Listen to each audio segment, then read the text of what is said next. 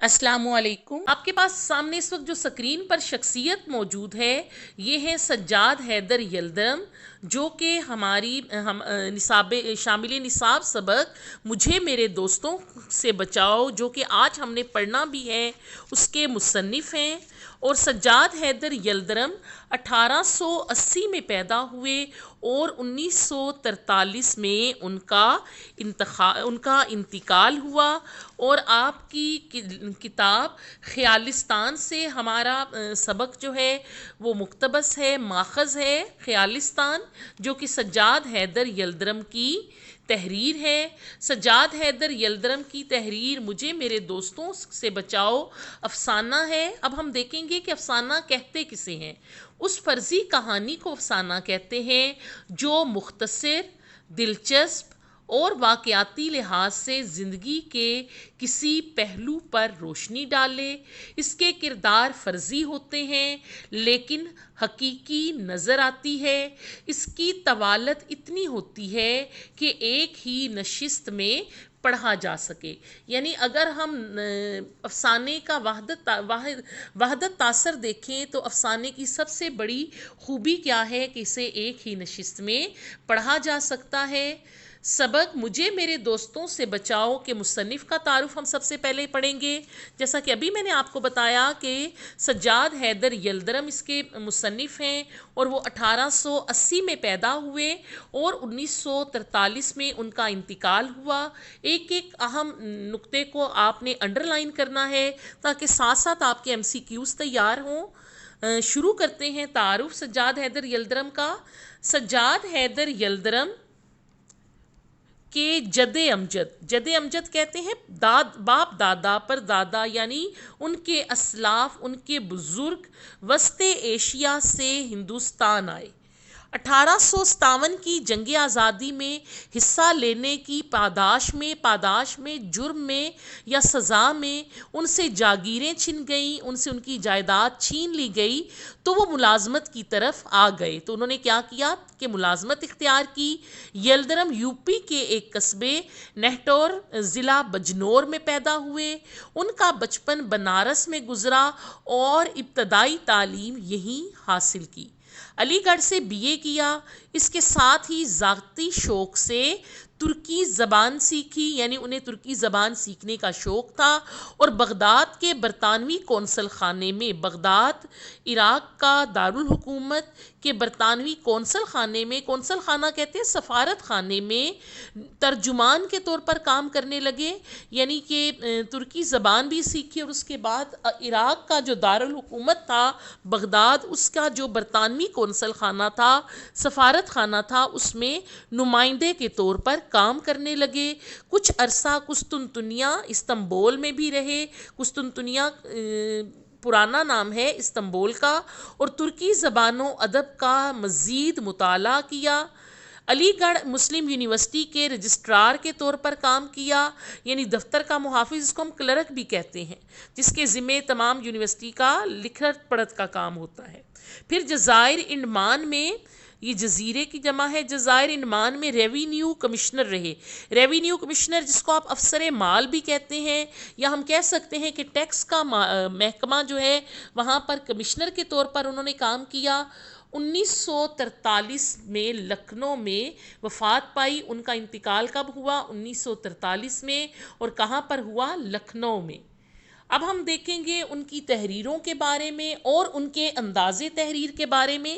Sajjad Haider Yildirim صاحب طرز ادیب، صاحب طرز کہتے ہیں کہ اپنا ایک خاص انداز رکھنے والے مصنف، ادب لکھنے والے، مترجم، ترجمہ کرنے والے اور شاعر تھے۔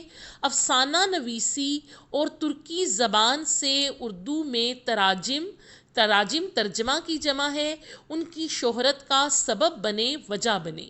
یعنی ایک انہیں اپنے افسانوں سے شہرت ملی، اور دوسرے جو انہوں نے ترکی زبان کے جو چیزیں تھیں ان کو آپ نے اپنی اردو زبان میں ان کا ترجمہ کیا۔ ان کے افسانوں کے بے شمار خیالات و موضوعات ترکی ادب سے ماخوذ ہیں، یعنی کہ وہاں سے اخذ کیے گئے ہیں۔ ان افسانوں میں ہمیں ترکی کے افسانوں اور وہاں کی ثقافت کا رنگ نظر آتا ہے۔ خیالستان ان کے افسانوں کا مجموعہ ہے۔ اس میں رومانیت کہتے ہیں خیالی پن کا رنگ غالب ہے، اور یہ انشاء لطیف کا عمدہ نمونہ ہے۔ انشائیہ کہتے ہیں مضامین لکھنا۔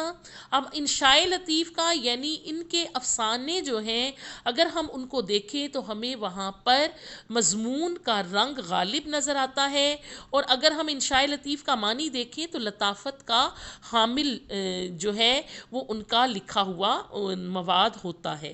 ان کی انشاء پردازی میں حصے مزاح بھی شامل ہے۔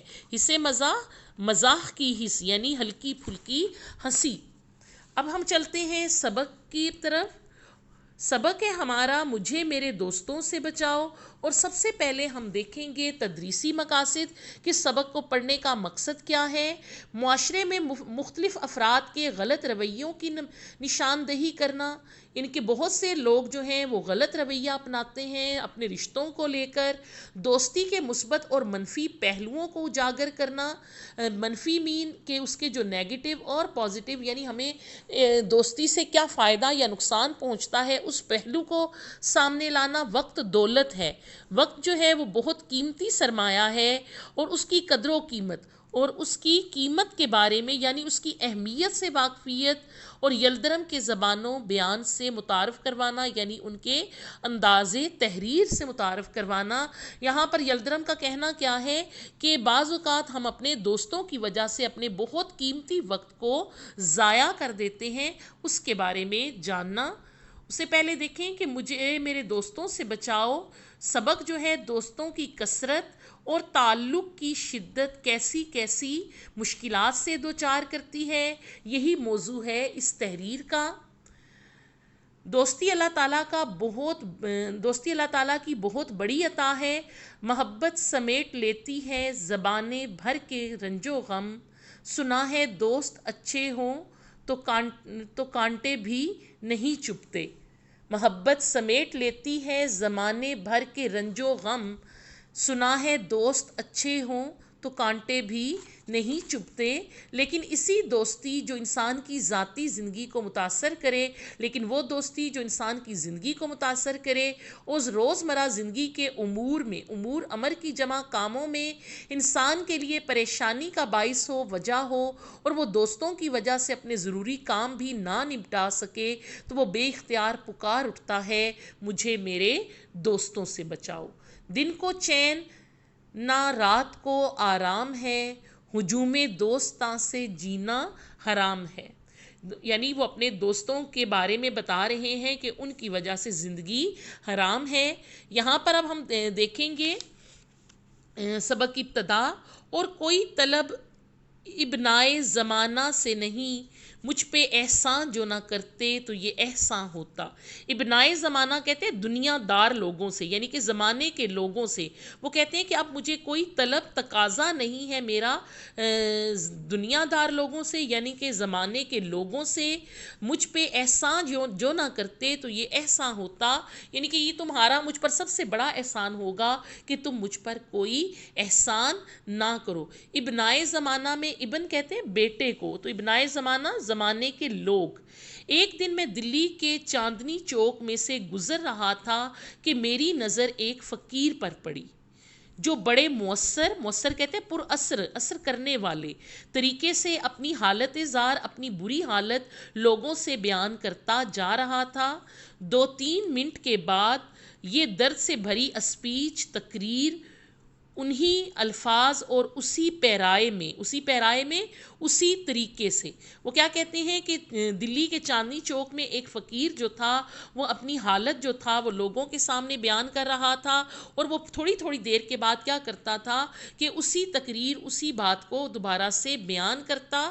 یہ طرز، یہ طریقہ کچھ مجھے ایسا خاص معلوم ہوا کہ میں اس شخص کو دیکھنے اور اس کے الفاظ سننے کے لیے ٹھہر گیا، وہاں پر رک گیا۔ یعنی کہ یہ طریقہ مجھے اتنا اچھا لگا کہ میں اس کو دیکھنے کے لیے رک گیا۔ اس فقیر کا قد لمبا، جسم موٹا تازہ تھا اور چہرہ ایک حد تک خوبصورت ہوتا.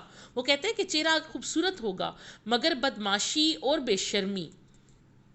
بدماشی یعنی بے حیائی اور بے شرمی نے صورت مسخ کر دی تھی، خراب کر دی تھی. اب یہاں اس سے مراد کیا ہے کہ بھیک مانگنے کی وجہ سے اس کی شکل جو تھی وہ بگڑی ہوئی تھی. یہ تو اس کی شکل تھی، رہی اس کی صدا، اس کی پکار، تو میں ایسا کسی القلب نہیں ہوں، یعنی میں ایسا تنگ دل نہیں ہوں کہ صرف اس کا مختصر سا خلاصہ لکھ دوں. وہ اس قابل ہے کہ لفظ با لفظ کے ایک ایک لفظ لکھی جائے. چنانچہ وہ اسپیچ یا صدا، وہ تقریر یا پکار جو کچھ کہیے یہ تھی: اے بھائی مسلمانوں، خدا کے لیے مجھ بد نصیب کا حال سنو. میں آفت کا مارا، مصیبت کا مارا 7 بچوں کا باپ ہوں. اب روٹیوں کو محتاج ہوں اور اپنی مصیبت ایک ایک سے کہتا ہوں. میں بھیک نہیں مانگتا، میں یہ چاہتا ہوں کہ اپنے وطن کو چلا جاؤں، مگر کوئی خدا کا پیارا مجھے گھر بھی نہیں پہنچاتا. بھائی مسلمانوں، میں غریب الوطن ہوں. غریب الوطن سے کیا مراد ہے کہ میں مسافر ہوں، میں اپنے وطن سے دور ہوں. میرا کوئی دوست نہیں، ہائے میرا کوئی دوست نہیں. اے خدا کے بندو میری سنو، میں غریب الوطن ہوں. فقیر تو یہ کہتا ہوا اور جن پر اس قصے کا اثر ہوا ان کی خیرات لیتا ہوا آگے بڑھا. یعنی کہ فقیر نے اپنے یہ الفاظ کہے اور جن کو اس کی بات کا ان کے دلوں پر اثر ہوا ان سے خیرات لے کر آگے چلا گیا. لیکن میرے دل میں چند خیالات پیدا ہوئے اور میں نے اپنی حالت کا مقابلہ اس سے کیا اور مجھے خود تعجب ہوا، حیرانی ہوئی کہ اکثر امور میں، امر کی جمع یعنی اکثر کاموں میں نے اس کو اپنے سے اچھا پایا. یہ صحیح ہے کہ میں کام کرتا ہوں اور وہ مفت خوری سے دن گزارتا ہے، یعنی کہ میں محنت کرتا ہوں جبکہ وہ مانگ کر گزارا کرتا ہے. نیز یہ کہ وہ کہتے ہیں کہ مزید یہ کہ میں نے تعلیم پائی ہے، وہ جاہل ہے، وہ ان پڑھ ہے. میں اچھے لباس میں رہتا ہوں، وہ پھٹے پرانے کپڑے پہنتا ہے جبکہ وہ پرانے کپڑے پہنتا ہے. بس یہاں تک میں اس سے بہتر ہوں. آگے بڑھ کر اس کی حالت مجھ سے بدرجہ ہاں اچھی ہے، کئی درجے اچھی ہے. اس کی صحت پر مجھے رشک کرنا چاہیے، یعنی مجھے اس کے جیسا ہونے کی خواہش کرنی چاہیے. میں دن رات فکر میں گزارتا ہوں اور وہ ایسے اطمینان سے بسر کرتا ہے کہ باوجود بسورنے اور رونے، یعنی کہ باوجود رونے جیسی شکل بنانے کے اس کے چہرے سے بشاشت خوشی نمایاں تھی. بڑی دیر تک غور کرتا رہا کہ اس کی یہ قابل رشک، فخر کے قابل حالت کس وجہ سے ہے، اور آخر کار میں اس بظاہر عجیب نتیجے پر پہنچا کہ جسے وہ مصیبت خیال کرتا ہے وہی اس کے حق میں نعمت ہے. وہ حسرت سے کہتا ہے کہ میرا کوئی دوست نہیں. میں حسرت سے کہتا ہوں کہ میرے اتنے دوست ہیں، اس کا کوئی دوست نہیں. اگر یہ سچ ہے تو اسے مبارکباد دینی چاہیے. اب اس پیراگراف میں دیکھیں کہ مصنف نے فقیر کا اپنے ساتھ موازنہ کرتے ہوئے کیا نتیجہ نکالا ہے کہ وہ اس لیے اتنی اچھی صحت کا مالک ہے کیونکہ اس کا کوئی دوست نہیں. میں اپنے دل میں یہ باتیں کرتا ہوا مکان پر آیا. کیسا خوش قسمت آدمی ہے، یعنی اچھے نصیب والا ہے. کہتا ہے میرا کوئی دوست نہیں. اے خوش نصیب شخص، یہی تو مجھ سے بڑھ گیا. لیکن کیا اس کا یہ قول صحیح بھی ہے؟ یعنی کیا اصل میں اس کا کوئی دوست نہیں؟ یعنی کیا وہ صحیح بات بھی کر رہے؟ اب مصنف کو اس کی بات پر تھوڑا سا تعجب ہوا ہے. جو میرے دوستوں کی طرح اسے دن بھر میں 5 منٹ کی بھی فرصت نہ دے، فراغت نہ دے. میں اپنے مکان پر ایک مضمون لکھنے جا رہا ہوں، مگر خبر نہیں کہ مجھے ذرا سا بھی وقت ایسا ملے گا کہ میں تخلیے میں یعنی اکیلے پن میں، تنہائی میں اپنے خیالات جمع کر سکوں اور انہیں اطمینان سے قلم بند کر سکوں، لکھ سکوں، یا جو اسپیچ مجھے کل دینی ہے اسے سوچ سکوں. کیا یہ فقیر دن دہاڑے اپنا روپیہ لے جا سکتا ہے اور اس کا کوئی دوست راستے میں نہ ملے گا اور یہ نہ کہے گا اب دیکھیں وہ ہر بات میں اپنا اس فقیر سے موازنہ کر رہا ہے. بھائی جان دیکھو پرانی دوستی کا واسطہ دیتا ہوں, مجھے اس وقت ضرورت ہے, تھوڑا سا روپیہ قرض دو. وہ سوچتا ہے کہ کیا اگر میں اسے اپنا پیسہ لے جا رہا ہوں تو کیا اس کی طرح میری طرح اسے بھی کوئی دوست مل کر مانگے گا. کیا اس کے احباب دوستوں کو کہتے ہیں وقت بے وقت, یعنی کہ بغیر وقت کے جب ان کا دل چاہے اسے دعوتوں اور جلسوں میں کھینچ کر نہیں لے جاتے. کیا کبھی ایسا نہیں ہوتا کہ اسے نیند کے جھونکے آ رہے ہوں, یعنی اسے سخت نیند آئی ہو مگر یار دوستوں کا مجمع ہے, ہجوم ہے, جو قصے پر قصہ یعنی کہانی پر کہانی اور لطیفے پر لطیفہ کہہ رہے ہوں, مزاحیہ باتیں سنا رہے ہوں اور اٹھنے کا نام نہیں لیتے. کیا اسے دوستوں کے خطوں کا جواب نہیں دینا پڑتا؟ کیا اس کے پیارے دوست کی تصنیف کی ہوئی کوئی کتاب نہیں, تصنیف کی ہوئی ان کی تحریر کردہ لکھی ہوئی جو اسے خواہ مخواہ بلا وجہ پڑھنی پڑے اور ریویو لکھنا پڑے. ریویو کہتے ہیں تبصرہ کرنا, جائزہ لینا. کیا اسے احباب کی وجہ سے, دوستوں کی وجہ سے شور مچانا اور ہو حق کرنا نہیں پڑتا؟ کیا دوستوں کے ہاں ملاقات کو اسے جانا نہیں پڑتا؟ اگر نہ جائے تو کوئی شکایت نہیں کرتا. اگر ان سب باتوں سے وہ آزاد ہے تو کوئی تعجب نہیں, کوئی حیرت نہیں کہ ہٹا کٹا ہے, صحت مند ہے اور میں نحیف و نزار ہوں, کمزور ہوں. اب وہ اس کی صحت اور اپنی کمزوری کو ان باتوں سے ریلیٹ کر رہے ہیں. یا اللہ کیا اس پر وہ شکر ادا نہیں کرتا؟ وہ کہہ رہا ہے کہ اے اللہ کیا وہ اس پر بھی تیرا شکر گزار نہیں ہے؟ خدا جانے وہ کون سی نعمت چاہتا ہے. لوگ کہیں گے کہ اس شخص کے کیسے بےہودہ برے خیالات ہیں, بغیر دوستے کے زندگی دوبھر ہوتی ہے, مشکل ہوتی ہے اور یہ ان سے بھاگتا ہے. مگر میں دوستوں کو برا نہیں کہتا, میں جانتا ہوں کہ وہ مجھے خوش کرنے کے لیے میرے پاس آتے ہیں اور میرے خیر طلب ہیں, یعنی میری بھلائی چاہتے ہیں. مگر عملی نتیجہ یہ ہے, لیکن اس کا نتیجہ یہ نکلتا ہے کہ احباب کا ارادہ ہوتا ہے مجھے فائدہ پہنچانے کا اور ہو جاتا ہے مجھے نقصان. چاہے مجھ پر نفرت کی جائے مگر میں یہ کہے بغیر نہیں رہ سکتا کہ آج تک میرے سامنے کوئی یہ ثابت نہ کر سکا کہ احباب دوستوں کا ایک جمع غفیر ہجوم اور شناسائی واقفیت کے دائرے کو وسیع کرنے سے, کشادہ کرنے سے کیا فائدہ ہے.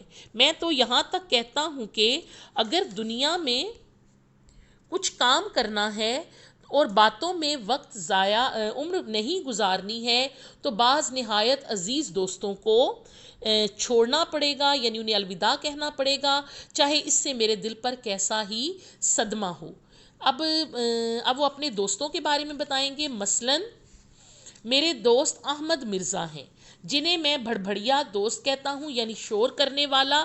بھڑبھڑیا کا معنی ہوتا ہے فضول باتیں کرنے والا یا بے وقوف. یہ نہایت معقول آدمی ہے, یعنی مناسب آدمی ہے, مہذب آدمی ہے, اور میری ان کی دوستی نہایت پرانی اور بے تکلفی کی ہے, مگر حضرت کی خلقت میں داخل ہے, یعنی ان کی بناوٹ میں شامل ہے کہ 2 منٹ نچلا نہیں بیٹھا جاتا, آرام سے نہیں بیٹھا جاتا.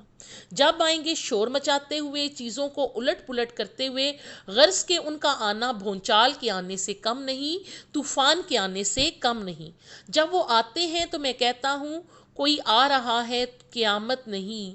ان کے آنے کی مجھے دور سے خبر ہو جاتی ہے, باوجود یہ کہ اس کے باوجود میرے لکھنے پڑھنے کا کمرہ چھت پر ہے.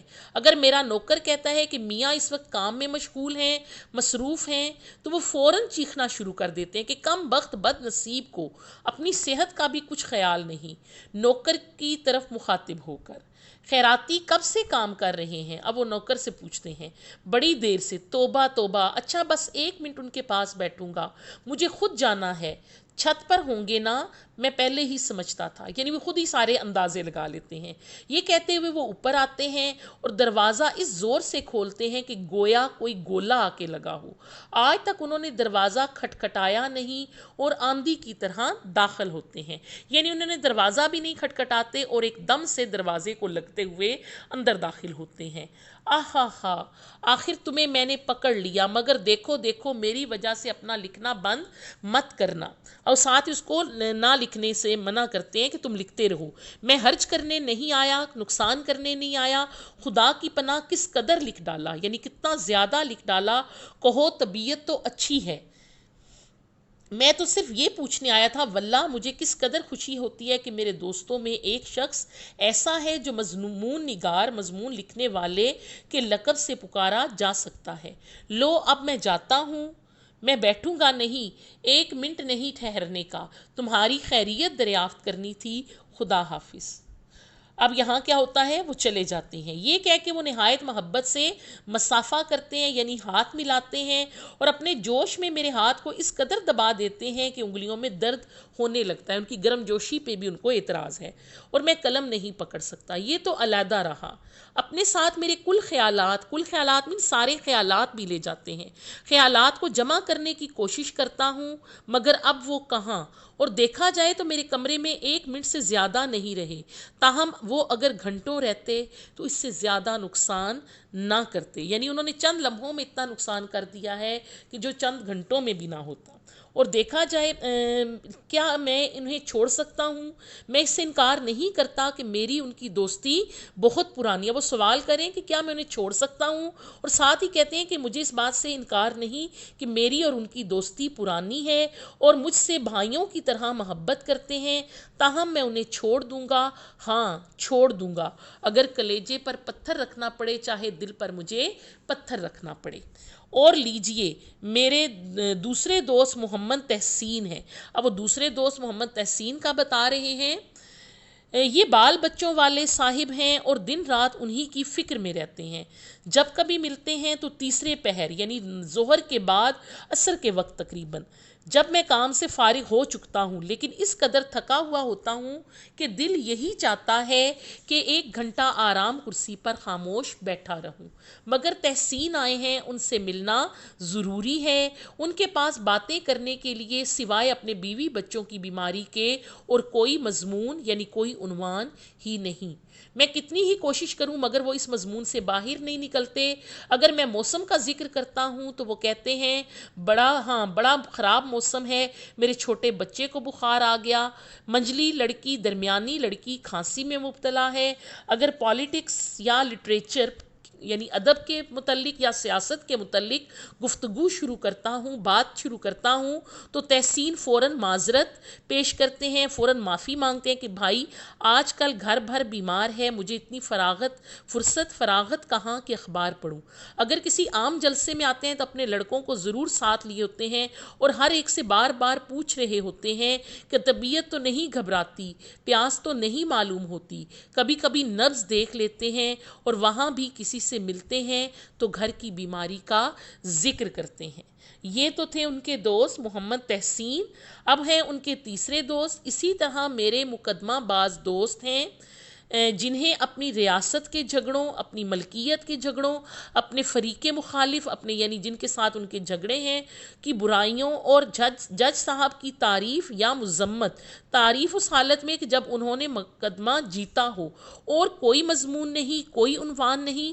من جملہ ان تمام جملوں اور بہت سے مختلف قسموں کے دوستوں کے میں محمد شاکر خان صاحب کا ذکر خصوصیت سے کروں گا, خاص طور پر کروں گا, کیونکہ وہ مجھ پر خاص عنایت فرماتے ہیں, خاص احسان کرتے ہیں. شاکر صاحب موضوع سلیم پور کے رئیس, ضلع سلیم پور کے رئیس اور ضلع بھر میں معزز آدمی ہیں, عزت دار آدمی ہیں. انہیں اپنی لیاقت کے مطابق لٹریچر, ادب کا بہت شوق ہے. لٹریچر پڑھنے کا اتنا نہیں, یعنی ادب پڑھنے کا اتنا نہیں جتنا لٹریری ادبی آدمیوں سے ملنے اور تعارف پیدا کرنے کا. ان کا خیال ہے کہ اہل علم کی تھوڑی سی قدر کرنا امراء کے شایان شان ہے, ان کی شان کے مطابق ہے. ایک مرتبہ میرے گھر تشریف لائے اور بہت اصرار سے ضد سے مجھے سلیم پور لے گئے, اپنے گاؤں لے گئے. یہ کہہ کے شہر میں دن رات شوق و شغب رہتا ہے, یعنی شور غل رہتا ہے. دیہات میں کچھ عرصہ رہنے سے تبدیلی آب و ہوا بھی ہوگی اور وہاں مضمون بھی زیادہ اطمینان سے, تسلی سے کر سکو گے. میں نے ایک کمرہ خاص تمہارے واسطے, تمہارے لیے آراستہ کرایا ہے, سجاوایا ہے. جس میں پڑھنے لکھنے کا بہت سب سامان مہیا ہے، دستیاب ہے، تھوڑے دن رہ کے چلے آنا، دیکھو میری خوشی۔ ہم نے آج صفحہ نمبر 51 کے سیکنڈ لاسٹ اقتباس تک پڑھا ہے۔ انشاءاللہ اس سے آگے ہم اپنے اگلے لیکچر میں پڑھیں گے۔ آج ہم نے سبق مجھے میرے دوستوں سے بچاؤ، جو کہ سجاد حیدر یلدرم کا لکھا ہوا افسانہ ہے، اس کے بارے میں پڑھا ہے۔ اب ہم چلتے ہیں کوٹیشن آف دا ڈے کی طرف۔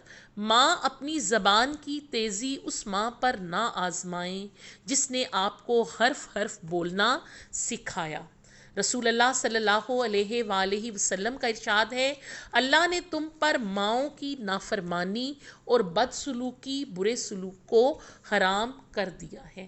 اس کے ساتھ ہی مجھے اجازت دیں۔ اللہ حافظ۔